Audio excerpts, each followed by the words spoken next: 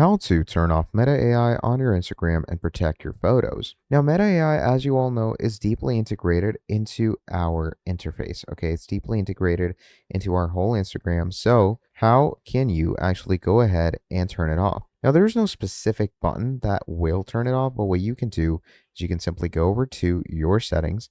And over here, you're going to go over to your sharing and reuse. Okay. And once you go over to sharing and reuse, just go here and turn all of these off. Okay. And once you turn all of these off, what happens from there is that Meta AI does not have any permission to your data. Then moving on, you can also go ahead and change its preferences through the account center, but this setting right here should generally do it for you. But if you're more of a in detail control freak, what you're simply going to want to do is you're going to come over to the meta settings over here, and right over here what you're simply going to want to do is just make sure to add in two-factor authentication for yourself. And in your information and permissions, you can also manage permissions here, what Meta can have, what Meta can't have, and you're good to go. So thank you for watching this video all the way till the end, and I'll see all of you next time.